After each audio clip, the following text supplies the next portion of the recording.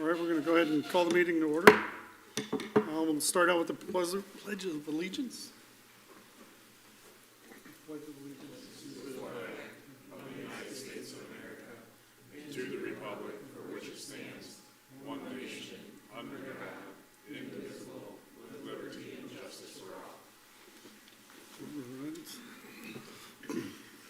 Carrie, can you do the roll call?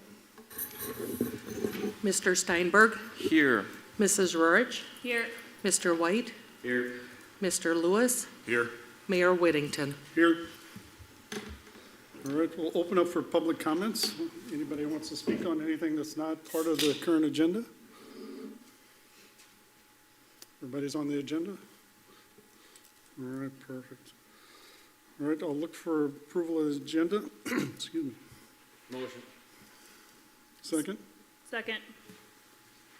Any discussion? All right, vote for approval. Aye. It's one of those days. Excuse me, Mayor Whittington, I guess there is an agenda, a couple resolutions to add. I apologize, I didn't catch you quick enough.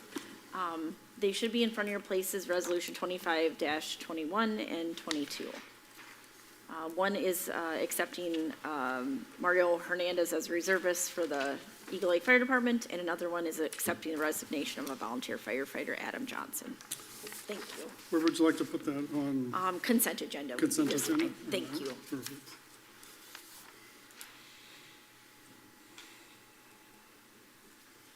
All right, so I'll look for an approval of the amended agenda. So moved. Second. All in favor? Aye. All opposed? All right, we've got our agenda. The next is approval of meeting minutes, council meeting minutes of March 3rd. Anybody want to move for approval of that? I'll make the motion to approve them. All right, Second. second, all right. Have a first and a second, all in favor? Aye. All right, opposed? All right. About the consent agenda, is there anything anybody wants to pull out of the consent agenda? All right, so I'll look for a motion for approval of the consent agenda. Motion. Second.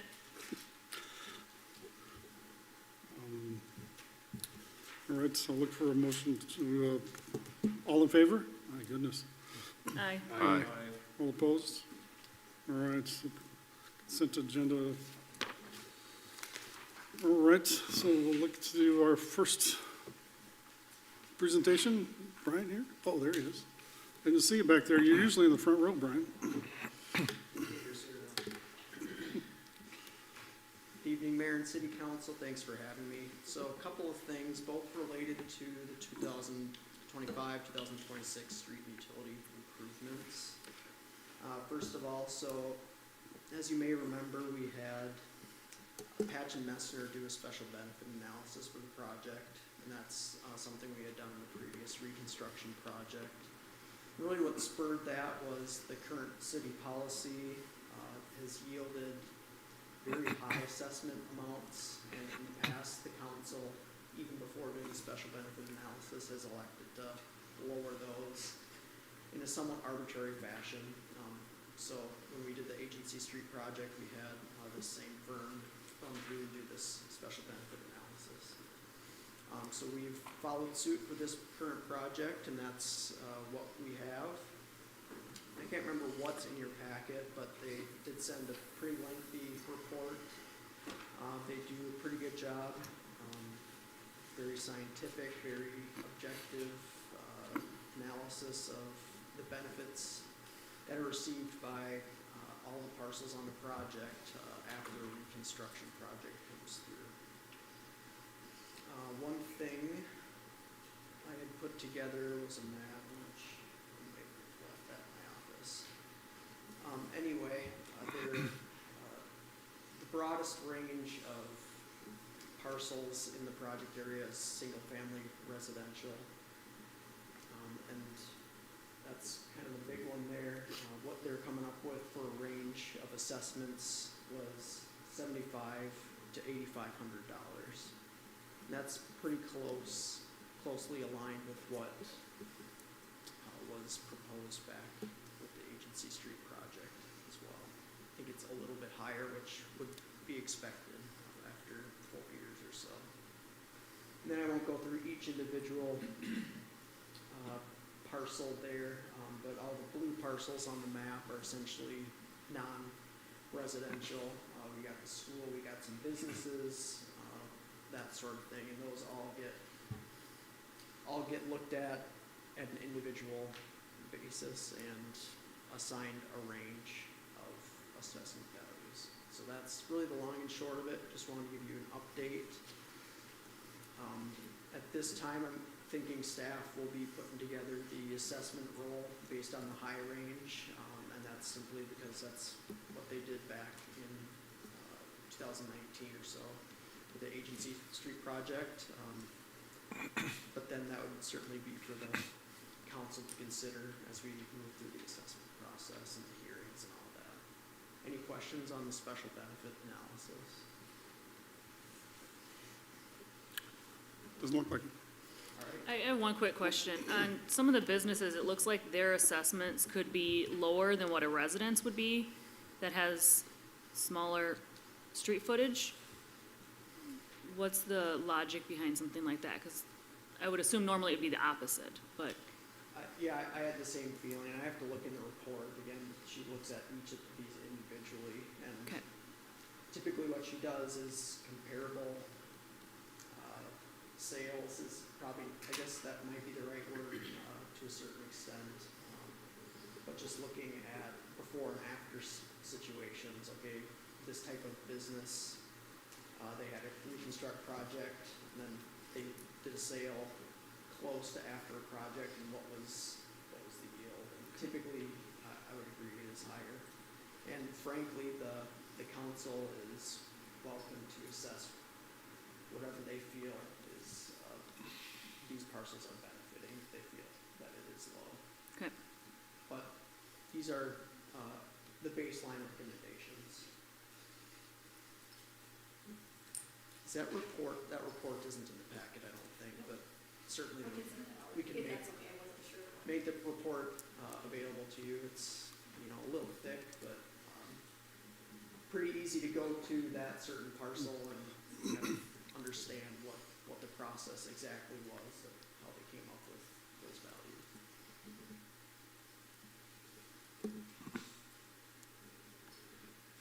Any other questions for Brian? Good. The next final topic for me tonight is we are ready to go out for bid for this project. And there is a resolution for you to consider tonight. The schedule would be to open bids in early May. And then beyond that point, we would have the assessment hearing, award the contract, and hopefully start construction soon. As a reminder, it is a 2-year construction window, so we'll be allowing 2025 and 2026 for the contractor to do it. So the exact construction schedule is certainly to be determined at this point, but trying to get things out to bid here pretty quickly. Perfect. Any questions on the assessment process or remaining schedule, the plans? Council? No. I think we're good. All right, thanks. Thank you very much. All right. Julie, if you want to come on up.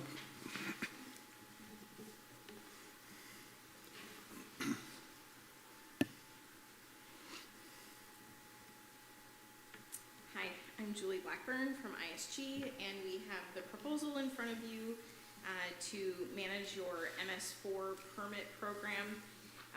The proposal is very similar that we've done for the last few years. There is the one additional, it's actually the first task, and that's the MS4 permit reauthorization. The MPCA does update the permit every 5 years, and they've said that They expect the new permit to be available late this year. We don't know what's in it yet. So I looked at the expense that we incurred when it was done 5 years ago and tried to make a guess on what it might be. But it's a little tough because we have no idea what the requirements will be. Last time was a pretty major update and required a tremendous amount of work. We had to redo ordinances, put all those permits in place, that kind of thing. So I don't expect it to be that lengthy effort. But we put enough budget in that I think should definitely cover what I would expect to see. Again, with that, disclaimer that we haven't seen it, so don't know. So that's task one, and the estimate for that is $15,000, which again, I believe will more than cover it unless they come up with some really unexpected requirements. Task two is the SWIP, the Surface Water Protection Plan, or Stormwater Protection Plan Administration, and that's just making sure you're doing all your reporting, that all your activities, training, et cetera, are in place. And then the task three is assisting the city in implementing the minimum control measures, which are the 6 measures that you must do on an annual basis. For these estimates, what I put in was for task 2, $8,000, which is $4,000 a year. Task 3, $7,000, which is $3,500 a year. All together, then this is a $30,000 contract. Again, we think that more than meets the requirements. I did look at the previous 2 years, and what we've billed to the last 2 years was $15,000, and that was really including that just the 2 second tasks. So going in with approximately what you had incurred in the last 2 years for that program, and in the meantime, your city staff has really done an excellent job maintaining everything on their own. We've seen kind of a reduction in the amount of support we need to do with the city, and so I wouldn't expect that cost to increase. And with that, I would take any questions you might have. So the first one, the reauthorization, that you said that's every 5 years? Every 5 years, And yes. this is a 2-year contract? It's a 2-year contract. Yep. And so they said it was the new permit would come out late this year, so I would expect us to start incurring costs associated with that task late this year and into next year. And I assume with that 15,000, it would be a up to, so if you don't have as much time, it would be whatever time less. Yes. Okay. Yeah, we only bill for whatever those actual expenses are. Okay. And this is still a requirement? I'm sorry? This is still a requirement? It's still a requirement. It's continued to be investigated whether a city like Eagle Lake should continue to be required. You don't meet the current requirements, but there's not a desire to get rid of a requirement once it's in place. So still kind of trying to pay attention to that, and we will be the first to let you know if that drops. No, we just want to make sure that we have to do it again, for the next couple of years, at least. Currently, that's the requirement, yes. Perfect. Any other questions?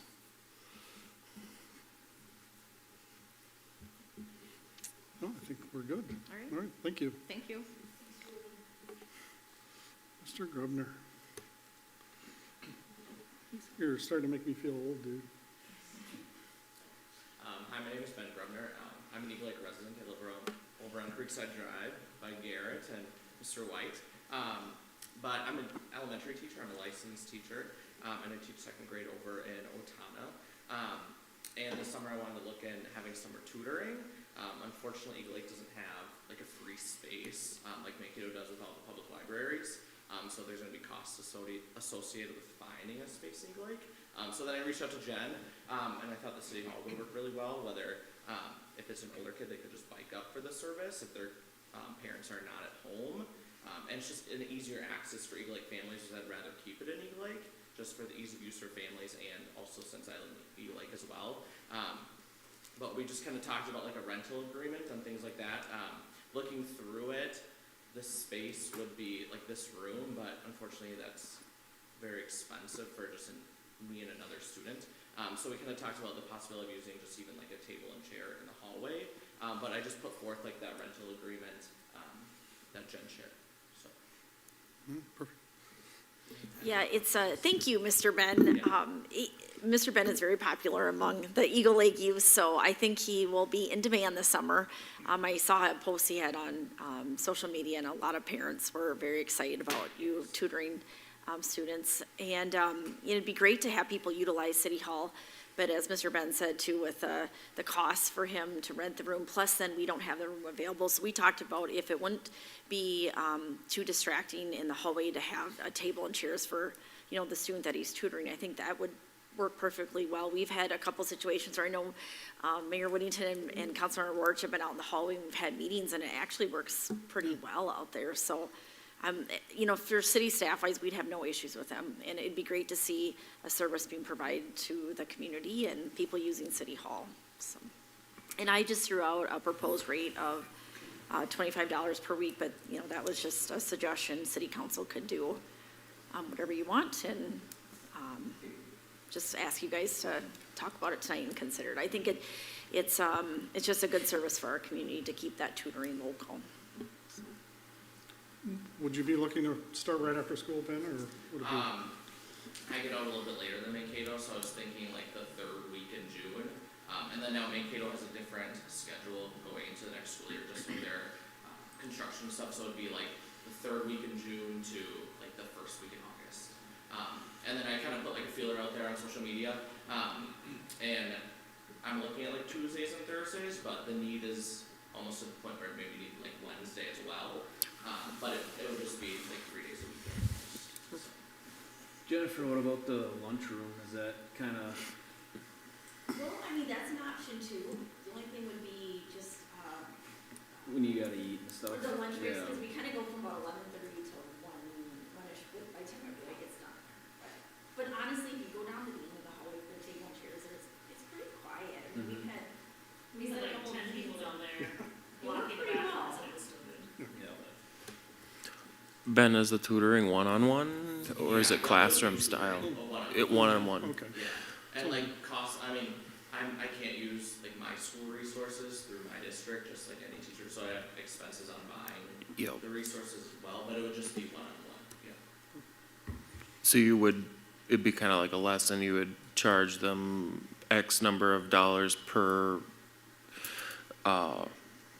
tutoring, and then, Yeah, okay. the plan was, they could either do like once a week or twice a week, where they'd get, a cheaper rate if they did it twice a week, rather than paying like one rate and then another as well. But yeah, so they'd do one day a week or twice a week. And then it would be math and reading. Would this room be better for tutoring, or what's your vision for a space? The visual is the hallway, just because it would be, I think it would be cheaper, just with that cost. I mean, either way works. I mean, I have small groups in my classroom, and there's people talking, so I mean, it works. But even in like the quiet hallway, it would work as well. You know, and honestly, Mr. Ben could use the council chambers. It's just that sometimes when people come to City Hall, it's, and there might be a bigger group, sometimes we just have to we just come over here and have an impromptu meeting. So that's kind of where, if it's tied up Monday, Tuesday, Yeah, Thursday, Tuesday, Wednesday, or, Thursday, yeah, I was a little bit concerned that that really limits city staff being able to have meetings in here. But, you know, we could do an arrangement, hey, if there's no meetings today, feel free to use the council chambers, you know, or you can be real flexible. Yeah, I was just thinking of distractions for the kids, you know. Yeah. Think of a 10-year-old me if I was in the hallway. They see Lieutenant Gaylor come out of his office and want to talk to him. Yeah, I think using this would be ideal, and then if somebody needs to just move, just go to the hallway temporarily. Distractions definitely would be a lot more limited in here than out in the hallway with people walking by and using the restroom and all that, so. Yeah, I could definitely work to that, we could do here, and then we could always move as well. Okay. Well, we're flexible.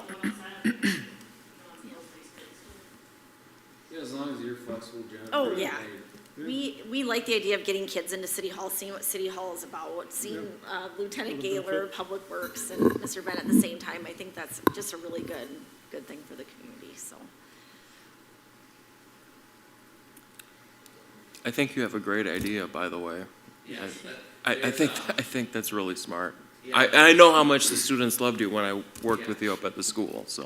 no, and, I have a lot of friends that tutor in Mankato, and they fill up very, very fast, like the teachers that tutor in Mankato, just because there is a big need, but that's a big inconvenience. Like if you drive that way to work, or if you work in Mankato, you come all the way back and get your kids and go all the way back to, like Blue Earth County Library, just the ease of use of being Eagle Lake too. So, What ages, are you limiting it at all or not? it would be incoming kindergarten all the way to sixth grade, just because that's what I'm licensed for. Perfect.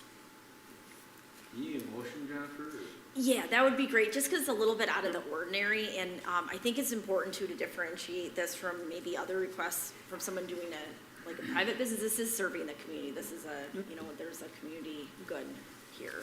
I'll make a motion to accept $25 per week, no matter where he is put in this building. Isn't it per day? Or Per week. Per week. It says per day. That's the way our policy reads. Oh, but I think oh, we got it. determined Never it'd be mind. on a Sorry. floor. Nope, that's okay. I'll second that. All right. We have a first and a second, all in favor? Aye. Aye. All opposed? All right, Thank you. thanks. Thanks, Beth. All right, we have, let's see, Mrs. Swenson? Thank you for having me, first of all. My name is Kara Swenson. I'm actually an herbalist and an integrative nutritionist here in town. I just moved this last May, technically, into Eagle Lake. So the reason I'm here tonight is because a big part of what I do is I work with people one-on-one, but I also lead plant walks. So I actually walk around some of the local parks. So far I've done them around Eagle Lake, and I've done them around Mankato as well. But I just thought it would be a fun opportunity for the community, basically, and Jennifer's like, well, the best option would be to present it to all of you. So, I call them edible and medicinal plant walks because those are the plants that we're looking at. A lot of them are edible, most of them are medicinal. And a lot of the plants that we're looking at, most people would consider them like weeds. Like they grow in lawns, they grow all over the parks, walkways, as long as they're not sprayed.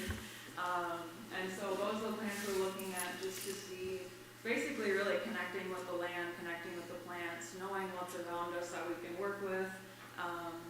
Of course, I would go through like sustainable, ethical harvesting, especially because a lot of the parks that I lead walks at are like public lands. So there's usually limits on harvesting and that sort of thing. So I do cover that. Of course, covering proper identification, that's a big part of the walk. Like I'm not gonna tell people to eat something that is, gonna be harmful or anything like that. And just to kind of go over what a walk would look like, they're usually 90 minutes. Sometimes I do 60-minute walks, and they're very leisurely. So the parks around here that I would love to lead walks at would be Lake Eagle Park and also Wildwood County Park, which I know is technically Mankato address. I think it should be Eagle Lake, but that's just me. And I do charge for them just because there's a lot of information covered in them. So usually it's $20 a person for a 90-minute walk, and then kiddos 12 years and younger would be free with a parent or an adult. And it kind of goes through it in the other slide, but really plant walks are for everyone. I have a lot of adults that attend them naturally, but I have a lot of kiddos that will tag along too, and they're just super curious, and they really have fun. They ask some of the best questions, so that makes it super, super fun for everybody that way. And then that's just a little bit more kind of about me. My website's on there. I do send out bi-weekly newsletters. I hang flyers around the community, social media. I do teach a little bit out of the community in Mankato as well. So I I do try to reach out to the community and offer, information and different things, various ways, not just working with people one-on-one in consultation settings. So, yeah, so basically why I'm even here. I wasn't sure if it would be an offering that the community in general would be interested in, I guess, taking advantage of in some way. I don't know what that would look like exactly as far as the fee or the charge, or if, you know, if we would do a free walk. I have no idea. I just thought I would present it and just see what ideas are there, what interest is there. So, open to any questions. Could I ask a question? I really liked on your website, or, here, I'm gonna go back. I was looking on your website and you had, a course through community education. And I personally think that would be a great fit for Eagle Lake to have another offering that's in Eagle Lake. So I don't know if that's something where that's just a suggestion, to work with community ed, and that brochure goes out to our residents, and I think that would be great. When I was thinking like Earth Week's coming up, and it'd be like a good activity, you know, to have for something to do that week. The other thing could be the Wednesday morning active adults. That would be a really good thing. I think people will be interested in that, and then you could present, you know, what you can do, and then, you know, talk about having a class, and then putting it into the newsletter, and then people can register for your class. Or I don't know, something like that. But I think that would be a good way to get more in front of more people with that. If you haven't checked out her website, there's a lot of really good information on there, and you've done a good job, and I think it'd be great to educate people in our community about plants. Perfect. Do we need a motion to have her move forward, or just welcome to Just kind of however, you know, the council wants to do it. I just wasn't sure because it's a city park, if you would prefer to have her, if she's gonna do a plant walk that would, where residents would be charged, if you'd prefer go through community ed, or how you wanna do that. It's probably no different than the Expos playing down there and Maba playing down there and them charging, I think. I mean, they're their own thing. I would think that you could just do what you want, you know, I was with gonna say that. that if we can skip one entity to not, whether it's fees or middleman, if kind of have our own community ed where we can have tutors, we can have walks, we can have the seniors or the active adults, like we've kind of already organically started those groups, and just being able to help enable them to have our residents keep giving back to our residents. Yeah, I just wasn't sure from city staff perspective and sending something out with a fee, you know, I don't know that I can promote it as city staff or the city. That's where I was wondering if you want the city to help promote it, we'd have to maybe do it through community ed, but. That's fair. Yeah, that's. Because otherwise we might get super inundated obvious. with requests for people that want to do things at the park and get, you know, with the fee, so we kind of have to be a little careful with that. So, Well, if you could just direct her to, you know, contacts of the adult thing, and, Yep. you know, Sure. not Yep. necessarily promote it on the website, but Listen. like give her contacts Sure, yep, we can do that, to talk to absolutely. and get with their groups. That would be helpful. I think if we did that, and, yeah, I don't think there's a need to go through community ed unless you want to, you know, if you think that's gonna be a broader audience for you. But, yeah, I think it'd be great. Does community ed take a cut when people go, I mean, I have no idea, it's just a good way to kind of get it out to, it could bring other people to Eagle Lake, it's in their catalog, it's just a good way to get exposure, you know, and there's a system to register and all that, but I'm not sure, you probably know the answers to those questions, so. They do if you're curious, but. okay. I think it would be okay either way, you know, if you wanna, you know, Jennifer gives you a couple of contacts and reach out and start building. It'd be great if you could build a following here in Eagle Lake, so you can kind of do some classes, and if that doesn't get enough folks for you, maybe reach out to a community ed and see if you can round it out. Sounds good. Thank you. Thank you. Thanks for being here, Kara. Speaking of Earth, Luke? Hello, I'm Luke Drummer. I'm a community forestry member. You know, I've been working with the city staff here to plan events for Earth Week this year. It would be on the 21st to the 23rd of April, since I wouldn't be here to lead the events later on in the week.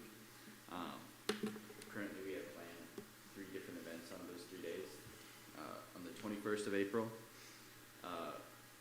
We were thinking that we could do a little tree scavenger hunt activity for kids at the local park.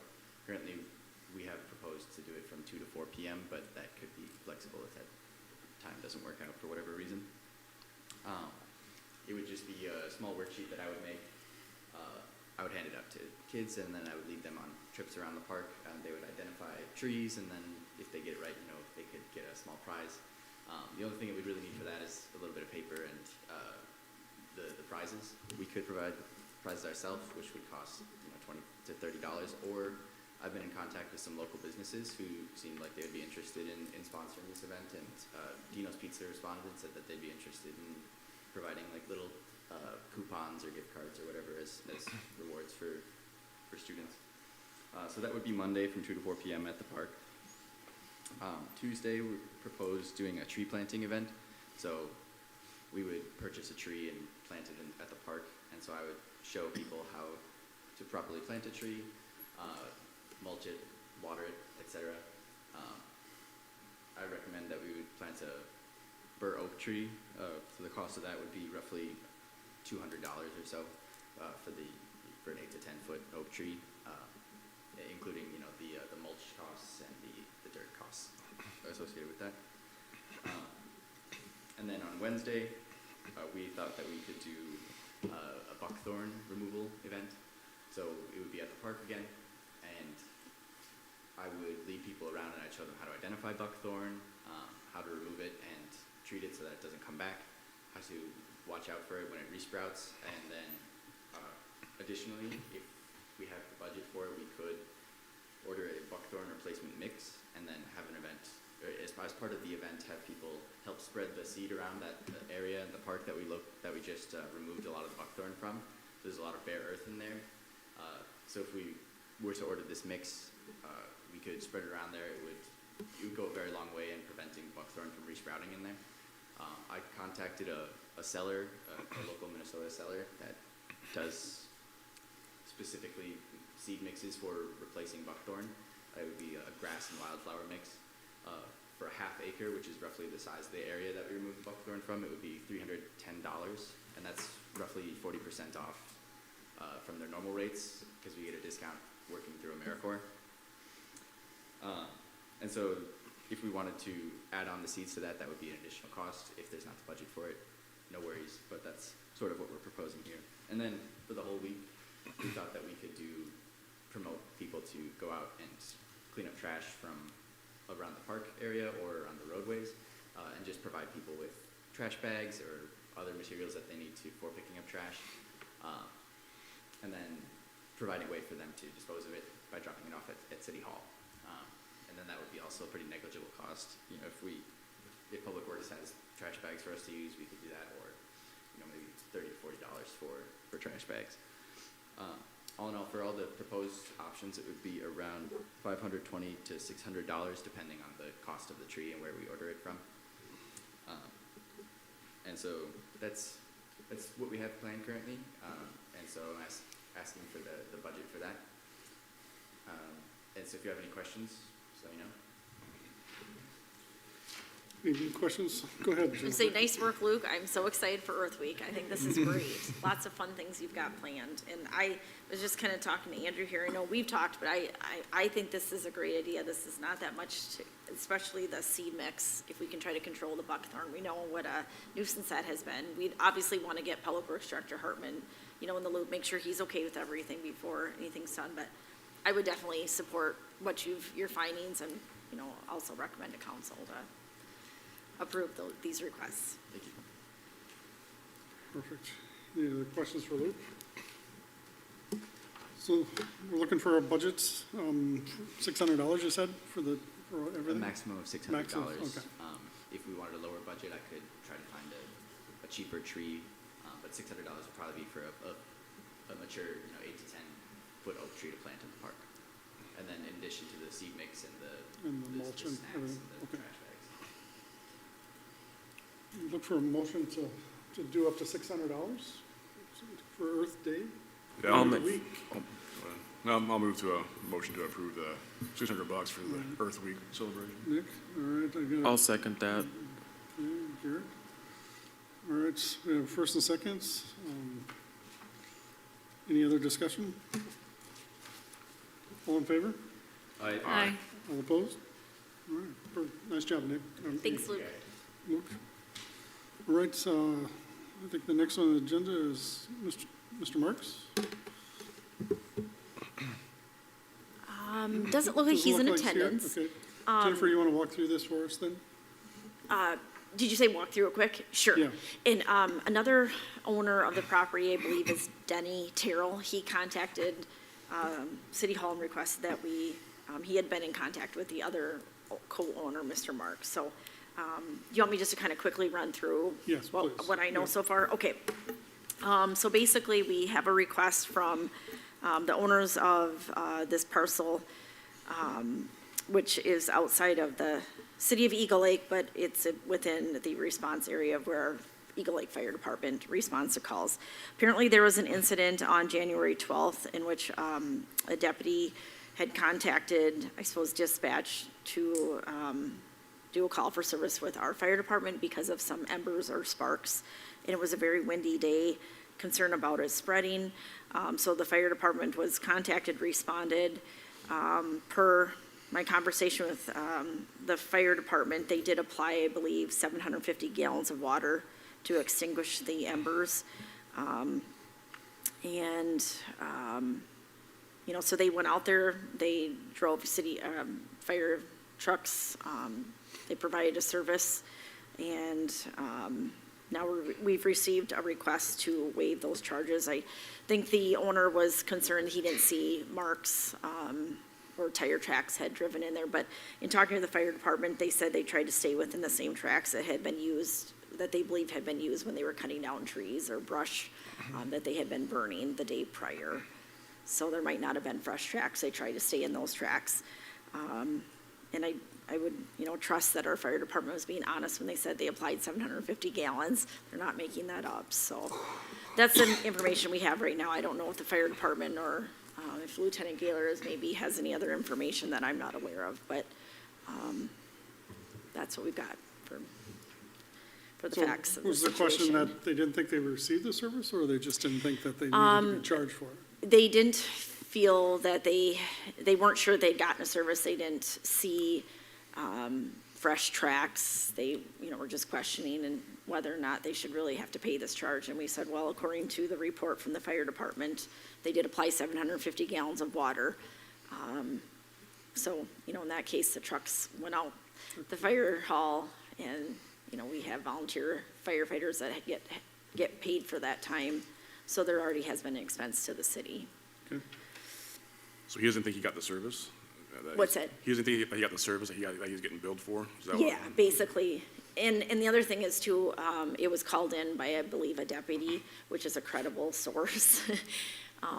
If they thought there was a public safety concern with fire spreading and the wind conditions, I think that deputy did the right thing and our fire department responded. And if they didn't think they needed to be out there, they wouldn't have applied 750 gallons of water. So, I don't know if the fire department representatives have anything else to add, but. Okay. Well, and he's not, That's the issue. Yeah. and he's not here to tell us his side of the story, so I guess one other detail that was expressed to city staff was that their insurance didn't cover the charge, so that could perhaps be another motivator in wanting to have it waived, but. I don't think we've set any precedents that we've waived the charges just because insurance hasn't paid, right? So I'd look to the council to see what their wishes would be to kind of just continue with the charge or waive it. I say continue with it. Continue with If he was here to maybe give us some more reasoning for it, but I don't see why we would waive this in this circumstance. It seems like it was warranted. Yeah, if he's burning on a windy day and a sheriff's deputy of the Blue Earth County Sheriff's Department called it in and the fire department went out and put 750 gallons of water on it, I would say it sounds like it could have been a disaster if the fire department didn't respond. Also, burning on a windy day, I mean, is, He burned the day before. oh, So it was embers, but the wind restarted it. And that's the thing, my sister lives in the county, or out in the country, so I asked her, and we were in this weekend, so I was asking her, she said, no, your burn permit ends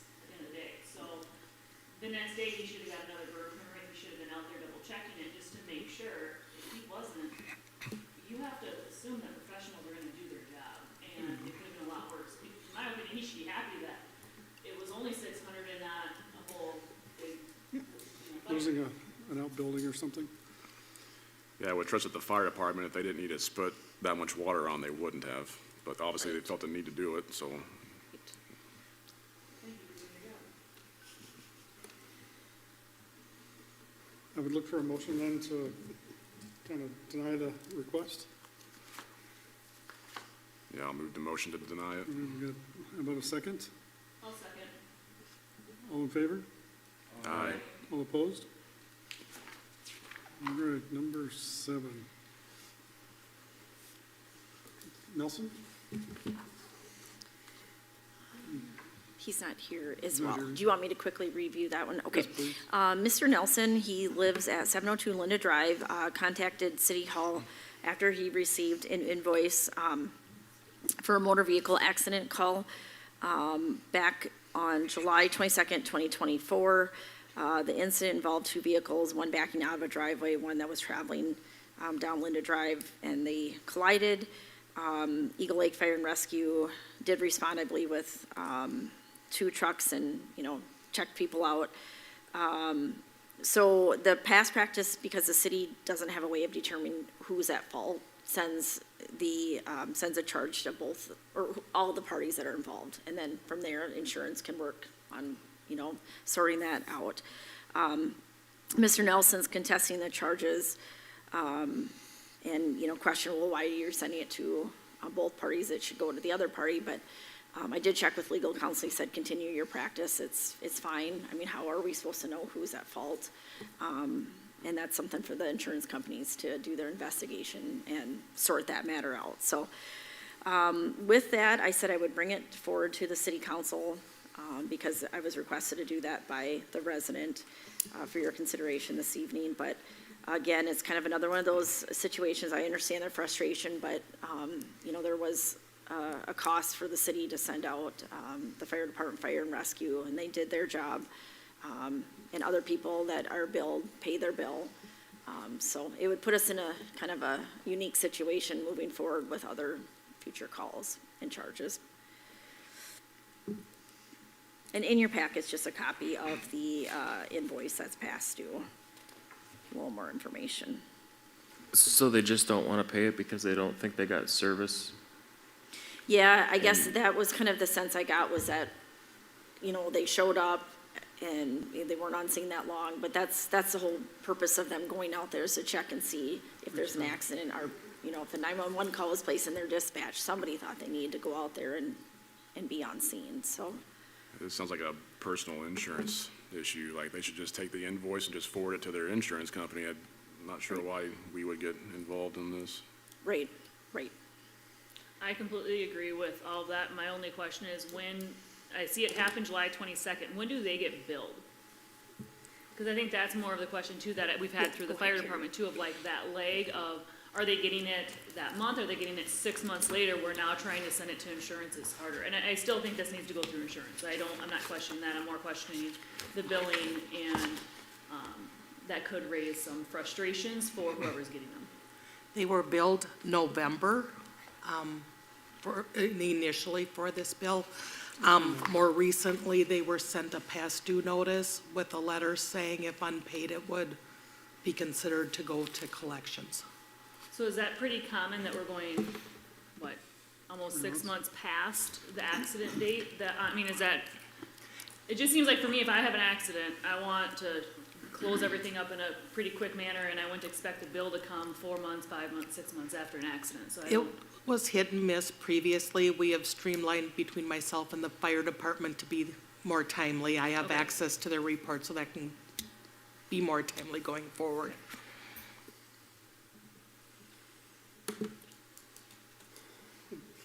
So it sounds like it's pretty much the same as before. So I'd look for a motion to kind of deny the request. And just a motion to continue what we've done in the past, I guess. Not get involved in this. All right, I'll second that. all right, all in favor? Aye. All opposed? All right. Let's move on to new business. First order is the resolution number 2025-20, the approval for plans and specs and ordering an advertisement for bids for the 25-26 street remodel, or not remodel, for reconstruction. Any more discussion around this? Jennifer, anything? Nope. All right. I'd look for a motion to approve. No motion. Second? I'll second. All in favor? Aye. All opposed? All right. Let's see, the next one is the MS4 Program Administration Implementation Proposal from ISG. Let's see.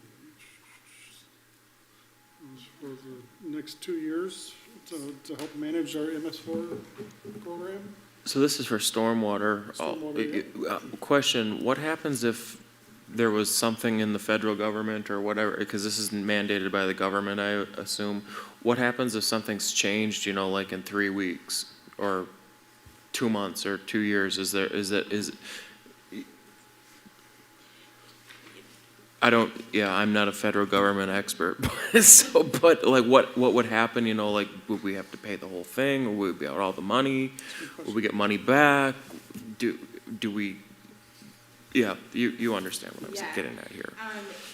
So I think there's definitely possibilities of things going one way or another as far as if the program continues to be implemented. It has been implemented for, 20-something years. So I don't think it's gonna be dismantled in any way. As far as the state of Minnesota, because in Minnesota, the MPCA implements this on behalf of the federal government. And what I don't know is even if there was a federal government, change in the requirements, I don't know that Minnesota would necessarily abide by that.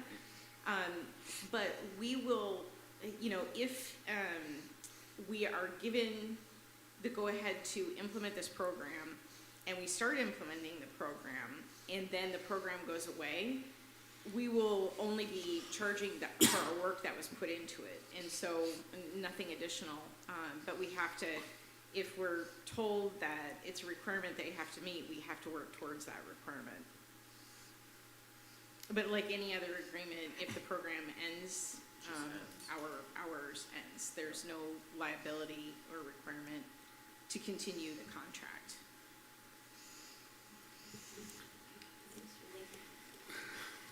Perfect. Any more questions or discussions around the MS4 program or the contract?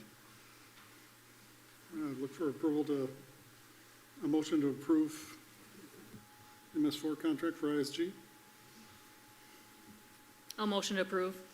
Second? I'll second. All in favor? Aye. Aye. Opposed? All right, I know that Administrator Bromlin is very excited about this next. I'm in good company, I have Oh, we got, some of my fellow Lions Club members with me. We have Angela Putnam, our vice president of the Lions Club, and then John Putnam, her husband, who's also a Lions Club member. So they are here to help answer any questions. Or Angela, I don't know if you have anything you want to say, or I can go through kind of a little bit too, however you want to do it. Do you want to take the floor? Good evening, everyone. The Lions Club here is, we are prepared to sponsor the circus on August 1st, the Culpeper and Merriweather Circus, and so I'm just here tonight to hopefully get your approval for usage of the softball field, for us to be able to sponsor the circus and to answer any questions that you might have. I think it'll be a great thing for the city. The only question that I have is, will the heavy equipment that goes down there cause damage to the softball field, or is that not something? Will there be semis and stuff, if I recall? I think they or got one trailers or semi something? truck. Yes, I think there's one semi, and then the others are probably just Tents and heavy stuff. trucks. Yeah, and then there's a lot of campers because this is a mobile unit. They go, day to day to day. Every day there's a circus in a new community, so it's a lot of trucks and Set up there. trailers getting pulled behind as well. What kind of, to piggyback off that, it's kind of a concern of mine is, I mean, are they gonna leave and then we're gonna have, you know, a pretty torn up softball field? I mean, putting up the tents, you know, all the commotion, I mean, are we gonna have fairly unusable softball area once they leave? I mean, I wish we had a better spot, don't get me wrong, and I think it'd be great, but, you know, I don't want them to leave and then we're stuck with, well, now what are we gonna do with all the potential damage that was done by the heavy machinery and all the foot traffic and. Right. Well, one of my fellow Alliance members did make a phone call to Alliance member in Blue Earth, and they did host the circus a couple years ago, and it was fine there. They did a good job of cleaning up, and they didn't have those problems. But I think, you know, that's one instance, and the, you know, things change. Like, if we have a deluge of rain the week before this happens, it's gonna be hard to promise that nothing's gonna happen to the grass. And so, that's not really my area of expertise, and I guess you would have to be willing to bear that burden, and that's why I'm here, to see if you're willing to do that. Would they be, Oh, go ahead. would they be parking the campers next to the tent, or would they be Yes. parking like on by the No, basketball they have really courts? strict requirements about how they set things up. They need a 300 by 300 foot square area, and the requirement is that they have to have that space all together. Apparently I've gone down this rabbit hole with them already, and they carry all kinds of different things in all the different vehicles, and so they insist that they have close access to the tent. Do we have room? I mean, I'm trying to visualize the size of the softball field with a tent and then all the vehicles. I mean, have they looked at the area? Jennifer did a snap of the Google Earth visual, and I sent it to the marketing guy, or whatever he is, the guy that I'm working with, my contact, and he said that it would be fine. And I might have missed it, but how many tickets do they plan on selling? 600. We are provided 1,000 tickets, 500 adult tickets and 500 children's tickets. There are 2 shows, and they seat 600 people. So, yeah. How are they planning on, or where are they getting the semi to the field? Because that's, you know, you spent, I wouldn't say a significant, but a good amount of money getting trails taken care of and all of that. And if we're liable for all that fix, how are they getting there? And don't get me wrong, I want this, I love this idea. I still remember when I was a kid. I'm just trying to, how much damage we're gonna have cleaning up after the fact. So, I mean, I don't know either. Like Angela said, it depends on, like, with the grass and the weather, but we, you know, if it's rainy, but we did go out Public Works and we looked at the area off of LeSueur, and the city owns that green grassy space, so we thought possibly they could come in kind of closer to that fence line versus by the trail, but they would have to cross a portion of the trail, and so Public Works Director Hartman had said, possibly putting some gravel over top to help protect the trail. So, I mean, I don't know if they'd have to come down the other way, by the bathroom area at where the gate is. I mean, I think ideally we'd want them to try to come in as much as possible on the, Yeah, I don't think a off of semi can make LeSueur. the turn there by the new pavilion space, so Yeah. it wouldn't work. They'd have to So, come the other way. and then what else did we talk about when we were out there? Let's see. Is there clearance with the trees to be able to get that through? There is, okay. Yeah, so we talked about just basically coming along the property line there, and then, depending on how, you know, what the parking issue looks like, we could, you know, potentially use that grass lot as a parking area and leave basically the road that they go in and out of for like a fire lane, you know, to keep, otherwise there's no way to get, I don't even think you'd get a fire truck down by the pavilion and through the fences with the bleachers and everything.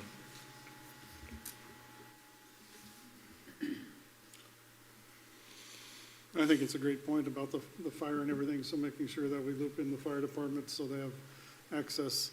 I think the other question that's kind of come up before too is parking, and and being able to make those, so is that something that the Lions Club is gonna be working through, or is that something that the city is gonna be responsible for, to say no parking up top of the hill, you know, those kind of things, or, I think there's tons of questions, but I think this is just the first Is step. there a way to right? get creative with, a significant amount of Eagle Lake residents have golf carts, right? Can we take part of an area back in the trail area or something and say, here's your golf cart parking, or here's the, you know, like, where we can encourage people to walk, bike, golf cart, you know, something that way where we don't have an influx of vehicles down in that area? Because I think a lot of Eagle Lake residents will, or I'd hope we'd try and sell to our Eagle Lake residents first, or push them to or whatever, but. I think we're gonna have to use parking lots, you know, whether it's a school or Yeah.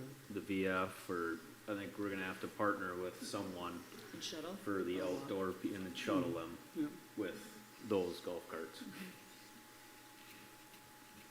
And let's be honest, I mean, there's going to be damage. I mean, there's going to be, now how bad it's gonna be, you know, that's a question mark, but there is going to be damage to the softball field.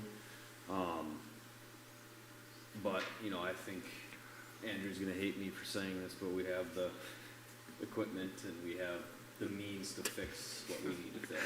Did they say what what proceeds amount? Assuming we sell out, did they give a dollar amount on proceeds that we would make? There are percentages in the contract that it just depends on, like, I don't know. And that is in your packet too, if you guys, This one, right? Okay. Yeah, it does talk about, like, we make a bigger profit on the pre-sale tickets than we do the day of. And I didn't really calculate out what that would be if we sold every single ticket. Because in theory, that proceeds could go back to any fixing up. well, I think so when I talked to our insurance agent about this too, you know, just to check liability, he looked at it, he replied back, everything's good to go. And one comment he made too, because I had asked, well, what about trails? What if they get damaged or this and that? And he's kind of like, I think you kind of have to look at it, it's like, for the good of Eagle Lake, what else do we have to offer our residents for fun stuff to do? So I think that it wasn't really about how much is the Lions Club gonna make here, that money that comes in will be able to be used for like scholarship programs that you guys are getting started or other things in the community. But I don't think the sole driver was how much money are we gonna make, it was more trying to do something for the community and use that money that does get generated for, The you know, good representative things. said to me that on average, when clubs sponsor this kind of thing, they make around $2,000. You're not doing it for the money, you're doing it for the. Yeah, we aren't doing it. Right. I mean, we obviously have fundraisers for the money, and that's part of it, but part of it is just being involved in the community and being able to offer things and to make a difference here. Is there a backup plan in the event we do get massive amounts of rain where it's like, you can't even mow, let alone drive a semi down there? Is there are we stuck to this where if Andrew goes down there and says, you get a vehicle on this, we have a bigger mess than what it's worth? Or, We're only out $290 though. And when you say we're though, it's the Lions Club, the Yep. city of Eagle Lake hasn't paid anything. Right. Yeah, so The that's city it, doesn't have to right? sign the contract, you just have to agree to the space use in providing like the electrical, the water, and the dumpsters that they're asking for. The Lions Club would be on the hook for the sponsorship fee, which is $290. So if it all went up in smoke or rain or whatever, and it doesn't happen, we would be out that amount. $290. And I kind of talked the club into agreeing, because I feel like that's a reasonable amount. It's not exciting to think about losing that amount of money, but nobody's gonna die if it does go up in smoke and we lose that. Yeah, and the softball field's not target field by any means either, so I mean, it really is gonna be a moot point if there's some ruts in the back of the field. I mean, Mitch and the Expos have done a wonderful job with the baseball field, you know, I think, I would make a motion to use the space. Cause we don't have games there. It's a T-ball field and people Yeah. play catch back there and run their dogs. So I got a motion to use that, I have a motion on the table to use the softball field for the circus. We've got a motion by Garrett, do we have a second? I'll second that. All right, second. All right, all in favor? I, All opposed? Thank you. Thank you, Angela. Do they, I guess I forgot to ask, I'm assuming with this many people in the area, they're gonna want EMS to be there, or do they not have any of that or require any of that? I would think that, I mean, I have talked to Lieutenant Gaylor, so he's aware of it, but I would think just like in Tater Days, how many people did you guys bring over here? And I didn't ask them to, but they just Okay. did. So I would assume they would do the same for this too. Yeah, and I think there's still a lot of planning, a lot of questions to answer, Right. parking, all those kind of things. That it's the fun of planning, right? Right. And trying to find volunteers. Well, and if you guys need help in Yeah, any way, yeah. I mean, Oh, we'll take you up on that. Yeah, the council. seriously. We will, council's here, and man. you got a junior Yeah. helper too. Jennifer, you know I'm serious, right? No, I know, I'm serious. And I think we have we talked to the park board on Thursday too, and however they can help, I think both this group and that group is excited to see this come in. No, I think this will be a lot of We want fun. to be really respectful of Yep. everything going on here, and we only want to go forward with it if it works for everyone, Yep. all the stakeholders. And so we're definitely open to hearing the feedback and wanting to have it be a great outcome for everyone. I think if we can get this and then we have to just fill ruts later on with dirt and grass, great. I mean, She's volunteering, Andrew. I'll bring a rake, okay? What's the toolcat? We get it right. I was gonna say, didn't we just give them more, equipment, or new equipment? Go Can we play take the with big it. loader down and dump some dirt down there? That's usually what I do, Andrew. All right, perfect, thank you. And I think this will be something really fun. And hopefully a bunch of kids come out with a fun childhood memory of, I went to the circus at Eagle Lake when I was a kid. So, perfect. Beth and I went to the circus in Eagle Lake, when it was, Like right here. yeah, Oh, right where- where the gas station was. Or, no, between the church and the gas station where Linda Path was a huge field. You guys, another thing too, I was talking to Angela before the meeting, but if you look at their website, they have some, they allow like daycares, people with disability and elderly persons to come and watch them set up the tent in the morning. You just have to work with them in advance. So I thought that might be something we want to offer the daycares and, an opportunity to do that, so. And then it kind of talks about the different things they have as far as like their show for 2025, so. You might want to take a look. It's got some good information on there, gives you a little better idea, so. Oh, yeah. Yep, yep. All right, thanks. Thanks, guys. And can I also like divert a little bit from our agenda and just give a shout out to the Lions Club for the amazing job they did. Our council chamber was full of volunteers on, what day was it? Wednesday. It was so hot in here because there were so many people working hard. They filled 8,800 eggs. And they did it from, 11 to 1 or 10 to 1? About 10 to 1. So many people in the community showed up and helped, so Are you guys thank still you for looking doing for that. volunteers for that? We're looking for volunteers for the day of the event on the Okay. 19th. Okay. We need lots of people to go put the eggs out. You have to delicately put the eggs out so they don't pop apart. So it's not just. You're looking at me like I would be able to do that? Probably, no. I've helped with it before, it's not that bad. No, so if you guys have some extra time, I think I'm actually out of town. That's Easter weekend, right? Yeah, that's the Saturday before Easter. Saturday before, Saturday the 19th, 8 a.m., right? 8 a.m., just show up at the park. All right, perfect. Yeah, don't know. Somebody will direct you into responsibility. All right, perfect. Thanks again.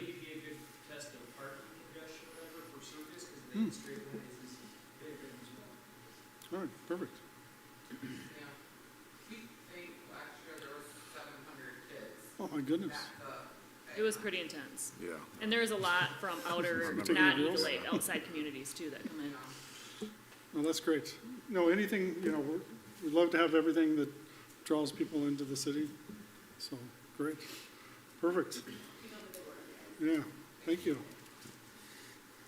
All right, so I think the fire department's up next for the thermal cameras. Get back to Okay. sorry, guys. So Steve, Sandy is here with the fire department. He's been very patient. I missed adding this at the last meeting. So, let me get this turned around here so I'm on the right side up. So coming up to it here. Okay, there we go. So, he emailed, over a quote from MES for $2,467.98 for the purchase of 2 thermal imaging cameras, that can be attached to turnout gear, and the cost to be paid for using capital outlay funds that are already set aside for 2025. All right. Any questions?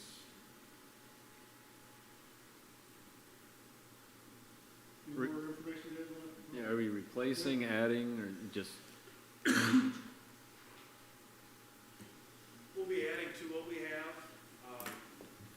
We have 2 cameras now that sit in trucks that are a little bit bigger. The ones we're looking at are about the size of a cell phone. And they attach by tether to the turnout gear, and that way we can have a main line and a backup line, each have the cameras, and then the cameras we have now will be used by instant command on the outside of the house, or structure, or whatever it is. Do you plan on selling the used ones?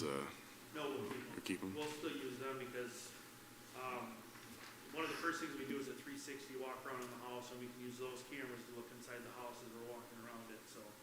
The ones we're looking for are just specifically for the interior guys to have. More compact and Yeah. portable than the bulky ones. Yeah.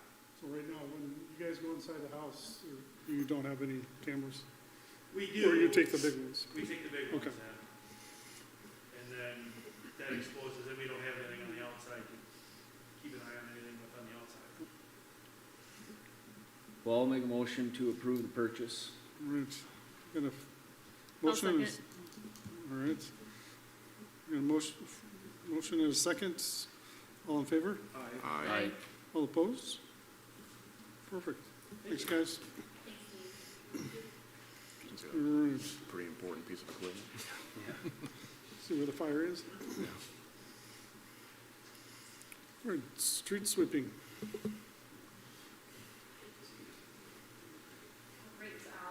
Andrew, talk about this one.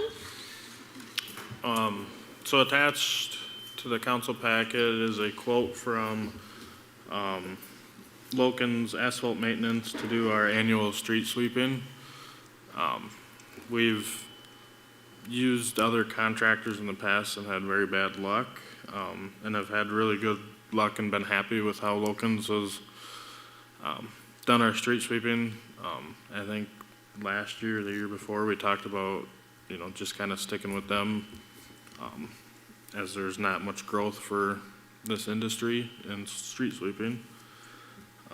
So their price did go up a little bit, but that is also with the addition of Fox Meadows and everything too, so that's kind of the price to be expected, I would say, from last year's.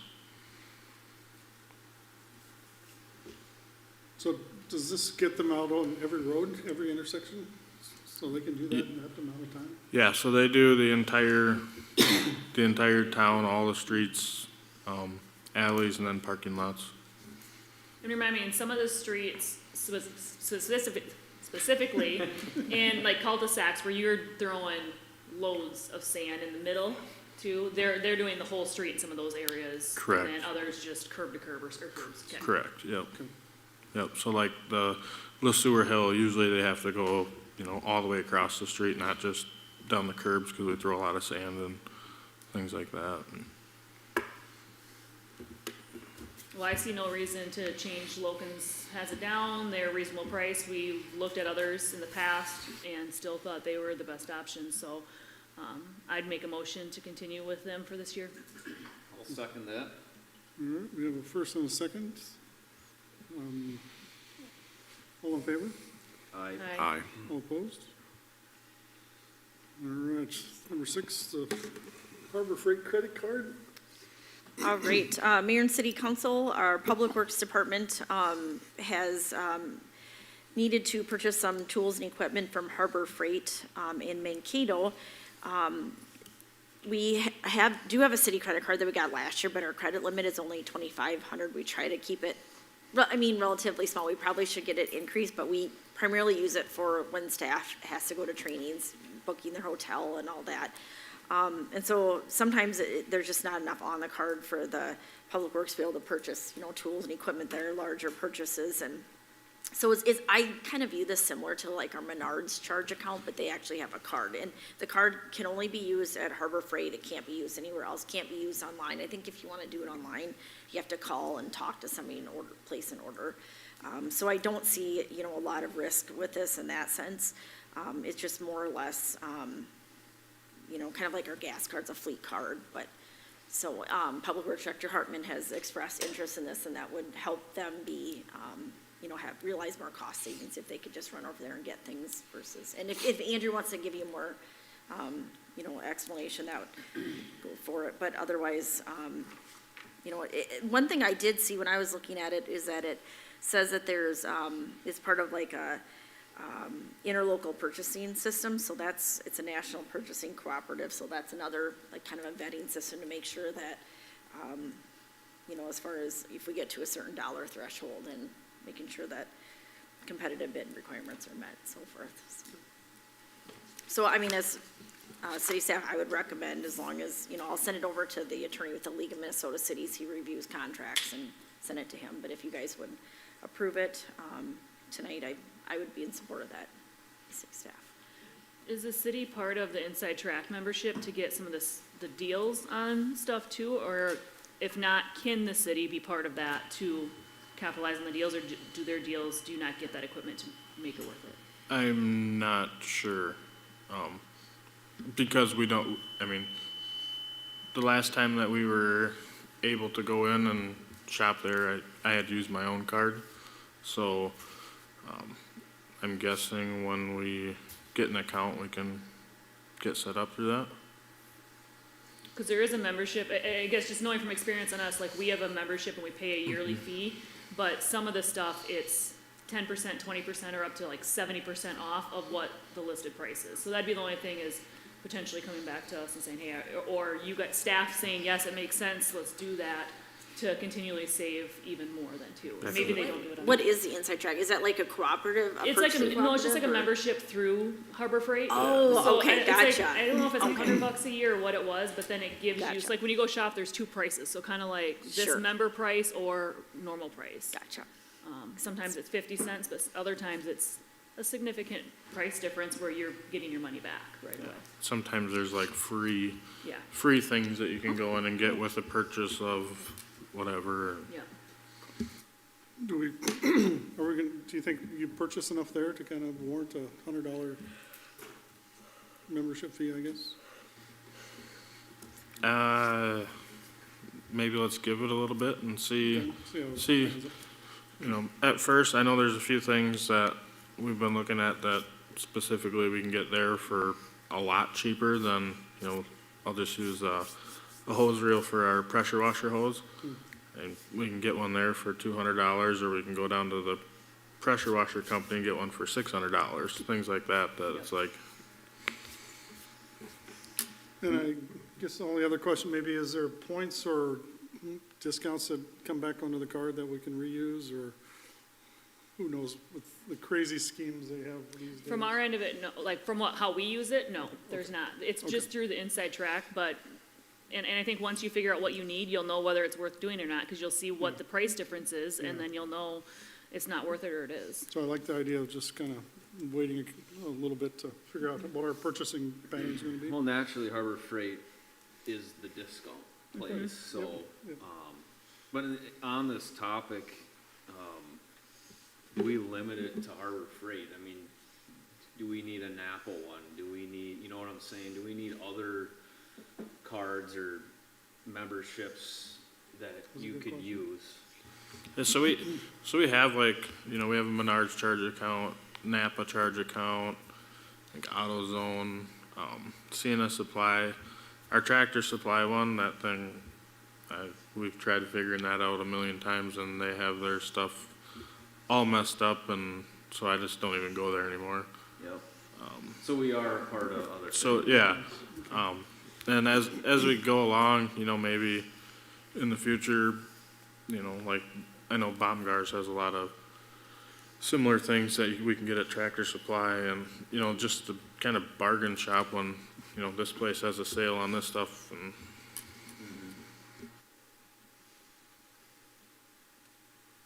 Well, I'll make a motion to authorize, the Harbor Freight commercial card. We have a motion, how about a second? I'll second. Nick, all right. We have a first and second. Any more discussion? All right, all in favor? Aye. Opposed? All right, number 7, the Legion temporary license, liquor license. All right, Mayor and City Council, we received an application for a temporary license from the American Legion Post 617 to sell liquor in a contiguous area to their licensed premises for an event on Saturday, June 21st. So it starts at 8 o'clock in the morning, goes till 12:30 a.m. It sounds like the event is titled Mission 22 Vehicle Poker Run. It's hosted by the American Legion and then a group called Souls Unchained. Tammy at the Legion did a nice job of kind of giving details about what it all events. I tried to kind of summarize in my memo to you, but basically it sounds like they have a breakfast at the Legion, some activities they're trying to work on for kids, kiddie parade, impromptu car show, kids only bingo, and some other things. They are asking the city for, in addition to the temporary license, they're also asking for the city to waive the temporary license fee. We don't pay that to the state, it just comes to the city of Eagle Lake. And their rationale for that is they're saying the proceeds raised from this would go back to benefit veterans and their families within Minnesota. So before you this evening are 2 requests. One is the approval of the temporary liquor license permit for the event. The other one is to approve the waiver of the $100 fee for the temporary license. Would you like 2 separate? Yeah, yep, thank you. I'll make a motion to approve the temporary liquor license permit for the event. I'll second that. We have a first and second. Any more discussion? All in favor? Aye. All opposed? All right, and then I'll make a motion for the second, for the waiving of the fee. I'll make a motion to approve the waiver of the $100. Second? I'll second that. And then we have a first and second. Sorry. So we're keeping the white there. Yeah, no, sorry, I don't even know. First and a second. Oh, it's catchy. All in favor? Aye. All opposed? All right. Number 8. This- Let's see, next item up is in a 3.2 liquor license application from 401 Parkway, otherwise known as Eagle Express. They are seeking a license for a 3.2% off-sale non-intoxicating malt liquor license. And this would be, obviously, it's off-sale for off-site consumption. And so according to city regulations, there would be a $25 per year fee. And then there is also an investigation fee for off-sale non-intoxicating malt liquor, and that is $500. So we would just ask this evening for your approval of the application contingent upon the completion of the background investigation and the fees being paid. Any discussions around here on this one?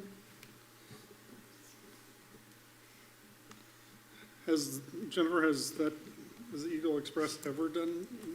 I'm gonna have to look at Carrie, because I don't think since I've been here, but. I don't believe it's had one since I've been here either. It's new owners, and I think it's something they're interested in. Okay. Casey's did Yes, Casey does? though. They did. They did, they don't anymore. I think they stopped for a while, but then they did it again. Okay. Yep. All right. Any, Officer Gaylor, any feedback on this? You're sitting over there all by yourself, so I thought I'd include you. No? I don't see any issue. All right, perfect, thank you. I'll make a motion to approve the application. All right, we're gonna, motion and a second, and do we have a second? I'll do a second. All right, Nick is a second. All right, any more discussion? All right, all in favor? Aye. All opposed? All right, motion carries. All right, we're on to the other part of the agenda, leaf fact requests from Madison Lake. All right, Mayor and City Council, Public Works Director Hartman and I were contacted by the city administrator over in Madison Lake. She said that she was directed by a council person to do some research and see if the city of Eagle Lake could provide leaf collection services. So we scheduled a call, just kind of talked over kind of high level of what this might look like. There's definitely a willingness by Public Works to consider it. I know one concern I had is just, a couple concerns, just making sure that our community is taken care of first, and then the perception of our leaf vac leaving town during normal business hours. And so one thing I talked about with Andrew and the Madison Lake administrator was just, maybe there's something we could do after hours or on a Saturday morning, or, and in that case, it'd have to be overtime. We have lots of things we have to work out. First, I wanted to bring it to you guys to see if that's even something that the council even wants to consider. I mean, we always want to look at trying to work together, collaborate with other entities, but you also have to look at, the pros and the cons, and is it worth it? So how many years ago did we get that truck? Was it like 3, 4 years ago, maybe? 4. It's worked out really well. We've had that for 4 years already? I think so. Yeah, it's really improved the operations tremendously. So I just, we were talking about it and thought, well, perhaps if the council's interested, you want to maybe designate a subcommittee of the council and we can kind of work through it. The good news is Madison Lake would not be looking for the service until 2026, so we've got a long time to prepare. I'm assuming they would pay? 100%. Yep, they would have to pay whatever rate, like, for instance, we would have to make sure we're getting the wear and tear in our equipment, and then if it's after normal hours, if the guys would get overtime, then they would have to pay us the overtime rate and. Or if like our guys. something broke or. Absolutely, I mean- we'd have to have an agreement. And that maybe that's something I should talk to the League of Minnesota Cities and just see what kind of an agreement they have out there for that. I know that they've got I just equipment think it'll sharing. get sticky. I know. If something were to happen. I mean, who's to say it didn't start here and then now they're paying? I mean. Right. And that's the An perception. agreement's agreement, but. Yeah. The perception that it broke there, even though you're not trying to have anything break, it's just, oh, now we're out because you guys let Madison Lake, or whatever, but, Yeah, would our people operate it, so you would, Andrew, so they wouldn't have any, okay, that makes me feel a It's little better, but. But still, it's that perception of if our truck is going during normal business hours and then people have piles in their yard, even though you guys have already done your pass-through, we still get calls at City Hall, well, how come they haven't picked up my leaves yet? well, I think that's kind of the nice thing though, with the new equipment, it appears that you're able to Yeah. hit some of these areas twice that even though the schedule only says you're only hit them once or earlier or later, you're able to hit them more often, so the piles aren't sitting there and like they used to be. So definitely something we want to look at, because if we were in their position, we would want someone to help us out if we needed it, but, you have to. Knowing look how at- big Madison Lake is compared to Eagle Lake, do you think Madison Lake could get done in a day where you said like, hey, Monday, Tuesday, Wednesday we're here, Thursday we're there, where it's just a specific day every week, you're there or something? Yeah.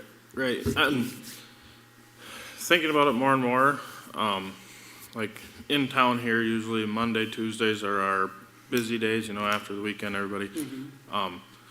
Generally after, Wednesday, sometimes even as early as 10 o'clock, we're done going through, the entire town once. Wednesday and Thursday, are slow days, so to speak, where, maybe we could spend the afternoons over there, or, if that's, what works best, or,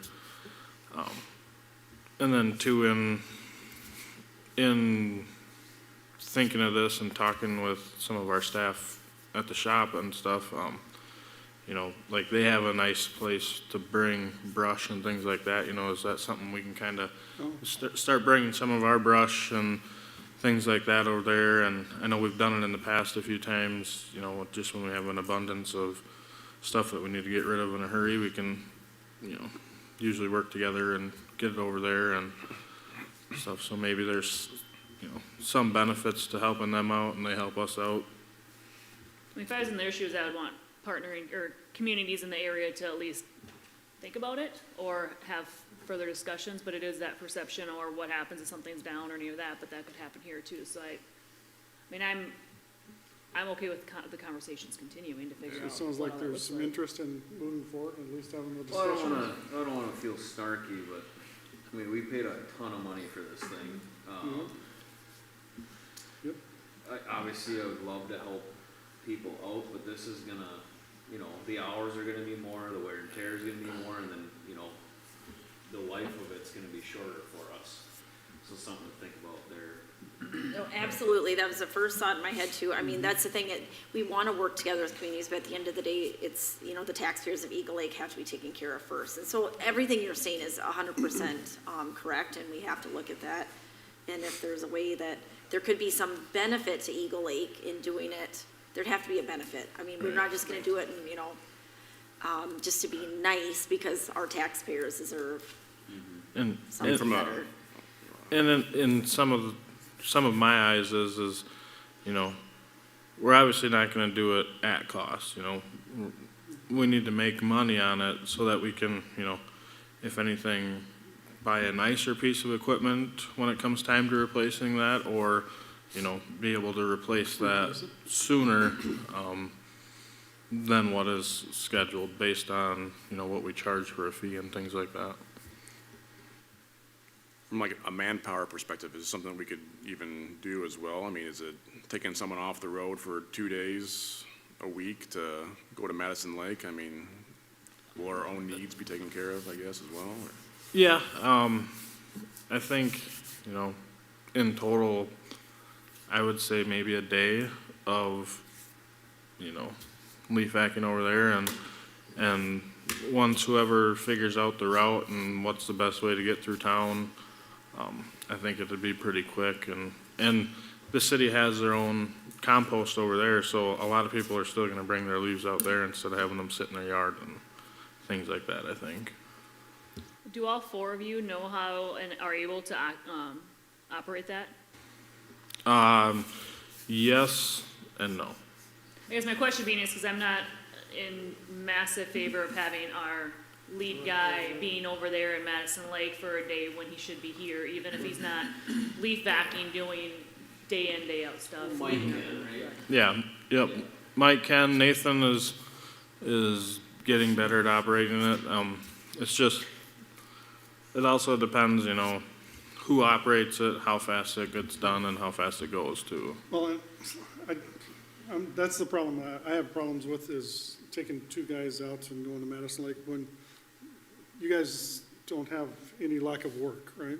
So taking you out, even, you know, if you're not leaf vacuuming, you guys got, you know, 40,000 other things you should be doing, as opposed to going over to Madison Lake. So I think there's a lot of discussion about who's gonna run it, when, is it after hours, is it on weekends, and that. Yeah, we gotta be able to sell something to the community that we're getting something out of this as well. I mean, I don't know, I guess with the brush and all that, I mean, but if I was this community member, like, I mean, I am, but if, if I see that we're losing, you know, staff a couple of days and we're using our equipment to go to Madison Lake, I mean, how does that benefit us in some way? I mean, are we losing on the losing end of this, or? Yeah, and I mean, I guess I'm thinking back to the last time that we didn't have staff here was when we had that huge snowstorm. And if we have two staff going to Madison Lake to pick up leaves, you know, I think a leaf situation, you know, I think it's nice that Madison Lake is asking us, but I think, you know, I think that this is more or less a situation where they need to either determine that, well, we need a leaf blower for a leaf vacuum for our own city, or go find a for-profit company that does this contract work. I think there's just too, you know, I mean, I think there's probably just too much stuff that could go wrong, you know, just to try to save perception of what people might think, you know, and I use the snowplow thing as an example just because, like, and then Facebook blows up, you know, and people are all calling the city hall, you know, because, you know, you guys had a planned event that day and there's nothing that we could do about it, but, like, what happens if there's a strange weather pattern and, you know, we said, well, we'll be in Madison Lake every Thursday picking up leaves, but we had a situation that happened Sunday, Monday, Tuesday in Eagle Lake, and then I think it gets into a dicey game. Putting wear and tear on our equipment is part of it, but I think more or less the perception is something that I could find, you know, wishy-washy to the public unless we were sharing more things, you know, like unless there was a joint services agreement that we were doing, okay, Eagle Lake snowplows and Madison Lake, like, I'm talking like a whole bigger picture thing, not just renting leaf vacuum services. I think it just is gonna possibly cause more problems perception-wise than it would cause us in any perceived, you know, outcome that could be a benefit, like of putting sticks or twigs or crap like that, that really, you know, I mean, we already have access to go to, you know, down to SMC if we want to, and it doesn't cost that much. I can just see it snowballing into a bigger issue. Yeah. You know, if you're an hour late getting leaves picked up, well, that's because they're in Madison Lake. You know, that's just the perception. We all know what it's gonna be. I mean, it's not that I don't wanna help Madison. I think it's great to have community outreach, and I'm glad they thought of us to help them out. But I feel like it's gonna be a huge headache. I think the only way this works is after hours, weekends. The thing I do like about it is it gives an opportunity for Andrew, Mike, and whoever to get more money, you know, and we don't have to pay them, you know, that type of thing, where it's an opportunity for them to get overtime. I like that. But I think, again, I don't know, it's a tough one, because it is a good opportunity for them to get, you know, more wage, but I don't know, it's just, it's different if it was like a tool cat or something where, you know, it's 20, 30,000, well, this is a significant piece of equipment that, that we bought, and, It took us a long time to acquire, right? yeah. And I assume you guys are all on board with it, right? And that's something you guys would like to do? Yeah, we're willing to do it, yeah. And just to clarify, because I heard it a couple times, it's only a one-person operation, so, you know, any which way, whether it's during the day or after hours, it's just one person that'll be working and operating it. So I think the question at hand is, do we spend any more time in discussion, or do we, you know, I think we're almost borderline. I hear a lot of that there's no appetite for us to do this. Well, the good thing is we have time, So I mean, maybe another round of discussions with them. Yeah, there's time. We could always do like maybe a small trial period too. I just kind of see where it goes. I mean, I think there's still room for discussion. But I think they're gonna find out that our cost is gonna be more than a commercial person will do it for. Cause if you're putting a price out, I mean, we really have to do it at overtime, Overtime times rates. whatever, because we don't know, and we have to kind of factor, our guys will be on overtime. There's fuel, Because then the other piece that there's comes into wear my and mind tear. is like, okay, if we're having one go to Madison Lake, that has to be blackout days for vacations and stuff, because you can't have one in Madison Lake, another on vacation, and now we're even more short-staffed here. So then it's getting your guys' staff to be okay with, in my opinion, okay with saying that some of these days that we have two guys out of town now, realistically, that we're okay with that. So how would the council want to proceed? Do we want to have a little more discussion with Madison Lake? I think You it's know, I don't- worth discussing It's worth still. discussing. Yeah, because we got time for it, might as well. Yeah. See. Do we want to direct staff to kind of come up with a, yeah, I think, Andrew, maybe come back with, you know, an estimation of hours, an estimation of days, an estimation of how much you want it to be rented for, you know, all the numbers, things I think you should bring to us. Because then maybe Jennifer can bring it to them and they go, holy smokes, Yeah. this ain't even something that we wanna do. right? Well, I think that's a good plan. Yep. So, yeah, so let's put the numbers together and see what that's going to be, and then we can kind of, you know, I think there's two big questions. What are the numbers? And I'm concerned about staffing being out of the city when they should be here. You know, so there's kind of those two things.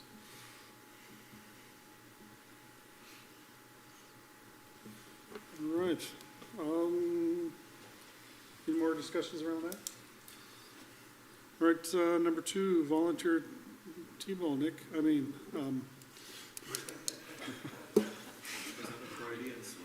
You're making Nick do it? I think he just volunteered. Voluntold Councilmember Lewis just slash joking. T-ball We haven't put coordinator. him on any committee yet, there's his committee. And how old are your kids? This might be perfect for them. That's right, right at that age range. I'm just joking, Nick, I'm just joking. So I'll pull my weight. You can put me on that. Jennifer, what do you have for this one? So, yeah, as you guys know, we lost our volunteer T-ball coordinator, Jeremy Horkey. He did a wonderful job. He just took it and ran with it. Well, he moved out of town, and so now we don't have a coordinator. Carrie worked hard to try to get some people on our park board to step up and take it on, and they said, nope, we've been there, done that. We've done our service. It's time for some younger people to step up. So right now, we kind of talked about it internally, and we think we can handle it if nobody will step up, but we're gonna talk more at our park board meeting on Thursday. Just wanted to kind of let you know, we're getting lots of calls at City Hall. People wanna sign up, and so we've got the form ready to get that out, but just, we're a little leery about doing it until we at least brought it to the council, let you know, and talk to park board that, kind of what our plan is to make sure we can. My biggest concern is gonna be Saturday morning. Everybody wants to know, is T-ball canceled? There's potential thunderstorm, and in the past, I think Jeremy made that call. But I think it'd have to be up to the coaches this year, and they're all volunteers, so. If it, and I know we'll talk about it Thursday, but if it's city ran, is the city going out to get the sponsorships and all of that? Because I think that's Right. what Jeremy used to do too, is get the sponsorships for the shirts and all that, so all the fees went right to equipment. So not trying to turn people off on it, but from the city standpoint, it's not just pulling in registrations, there's more stuff behind the Yeah, scenes. that was my question. What are the tasks and responsibilities that Jeremy was doing? It So sounds like he Carrie, was I put Carrie on this, coordination and you can talk if you want, Carrie, about some of the things. Oh, yeah, so she talked to Jeremy, kind of interviewed him on what do we need to do, and there's quite a list of stuff, like the sponsorships, forming the teams, and that was the thing, we're like, well, how do we form teams? So we asked, some park board members if they'd be willing to help with that, and, Suggestions on yeah. how he has done it. Does it I have mean- to be an Eagle Lake resident? No, I think anybody that'd be willing to step up. Cause I got reached out to by, Madison Lake comes over here, so if we got it, you're in. Oh, okay, well, that would be great, we'll talk Well, more at the I'll park s- board Yeah, meeting. I'll talk to him and Great. see if he wants to run it. That'd be awesome. Oh, you're not out of the clear yet. No, I'm just kidding. I'm teasing. No, once it gets going, it kind of like the parents that coach It there. runs itself. It kind It of just runs is itself, Just but gets the teams Yeah. together. And I think when you talk schedule about the weather, you just tell the two coaches, you You guys guys talk make about the it, and you call. figure it out, I think that'll be an easy. Yeah, I think the Yeah. best thing is you get together and all coaches have all numbers, and it's like, yep, you know that you're playing the Reds on Saturday morning. work Call it the Reds out. coach and say, we're not coming. Yep. Those kind of things, so. Yeah. All right, All right, thank you I guys. think we're down to city administrators reports. Wow. All right. Let's see, let's scroll back up here. Okay, so you guys see this every month, year-to-date revenue and expenditures report. Next item is a leave balance report. Personnel policy update. Appreciate Mayor Whittington and Councilmember Rorich, sat down for quite a lengthy meeting. We met with Minnesota Valley Council of Governments. Bless you. They are working with us on our personnel policy update, and we're really doing a pretty intensive review. And so we're gonna be bringing that to you hopefully by the May 5th meeting. So, and then after that, we would schedule meetings with staff, and then a meeting with the fire department, and just make sure everybody's aware of all the changes, and then collect acknowledgement forms from all staff. I mean, nothing that's bad for staff. These are just changes, keeping up with legislative changes, just things that we should be doing this on an annual basis, so. Next item, carbon reduction program grant update and next steps. This is regarding the electric utility vehicle for Public Works that we got a grant for a while ago, but because it's a new grant program and the federal funding, there are some hoops to jump through. So I've been working through paperwork with that, and Mark Manderfeld from Blue Earth County is also going through the same process, so that's been kind of nice to be able to kind of work together and help each other. Or I should say, I'm not helping him, he's helping me. I'm trying to get all the paperwork and the gentleman from DOT. So we're on the path, we're doing everything we do, we just gotta wait for all the approvals, so that'll hopefully be coming soon.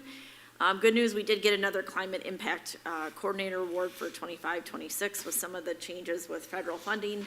It was a little bit slower after I applied, and I wasn't sure if we were gonna get funding based on, things getting scaled back. But they did make a note in there that it is subject to change based on funding availability. So if we don't get one, we don't get one, but I've really enjoyed having a community forestry member. I think they do a really good job, and I know Luke's done a really good job this year, and so there's definitely value. It doesn't cost the city anything.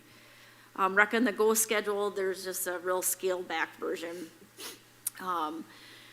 So I think there'll be 3 sessions, and then Tater Days is paying for one after the parade. So nothing like it used to be, but I think that we found that the numbers just aren't there. And we've had some people actually call and ask about if the Rec on the Go schedule's out. So I mean, some people are looking for that, and so that's good. Next item, roof report and solar on public buildings project. I've been working with Aubrey with Region 9. I don't know if you guys remember him coming to the council a few months back. I'm kind of struggling with this one.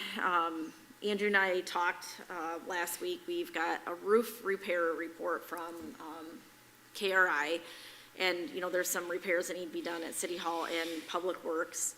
So we reached out to them and asked if we could set up a meeting to go in more detail and get a better schedule.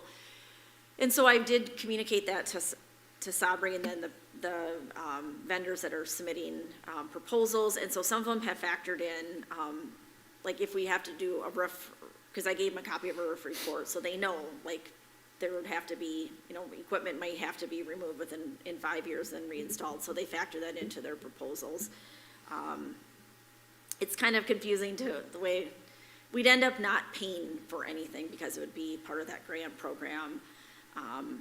But more to come on that. It's just, that's kind of been a lot of work, but it's something we're at least trying to explore, and we're, vetting as much as possible. If it doesn't work, it doesn't work. But, so more information coming up on that shortly. Last item, we had RCCIP meeting was it last week? Or the week before? But anyways, Vancouver Public Schools would like to invite the EDA to tour the Eagle Lake Elementary space for available childcare.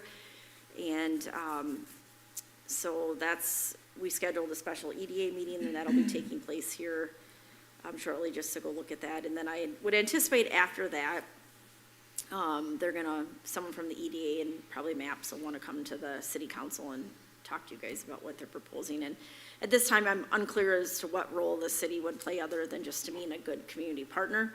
But I don't think there's anything financially that the city would be responsible or that we would need to sign, but we'll get more of those details later. And so I think that's about all I've got here. I'm just scrolling through all of my supplemental materials, and I think I had a copy of the invitation on here for your reference. It should be on here. Yeah. So scroll down here. So it'll be April 29th from 3 to 4 p.m. for the EDA to come take a look at that. So we'll give you a report after that. I think with that, I think that's all I've got. All right. Council member reports. I'll let Anthony talk on the park board because I was sick the last meeting. Childcare stuff, we're just cranking along on doing everything we can on that. There's a lot. So if anybody has questions on it, I would just say reach out to either Mayor Whittington, myself, or Jennifer, and then we can kind of give you where we're at with it, because there's just a lot of different buckets, and we're kind of split up now into 5 goal categories and things like that. So that's kind of the main pieces I've had. Nothing to report here. Nothing to report? Nothing to report. Garrett? Not much to report other than our summer sound stuff is moving forward. Fantastic. And did we mention that it's on Friday nights? I think we know. That's basically all I have. All right, perfect. Let's see, next city council meeting is May 5th, same time. EDA is on the 24th at 6:45, if anybody wants to bring coffee. Park Board, same thing, April 10th, so we get this week at 6:45, and then Planning Commission's on the 21st. So, anything more before we adjourn, or I'd look for a motion to adjourn? All motion. All right, in a second? I'll second. All right. And we are adjourned. Thanks, everybody. We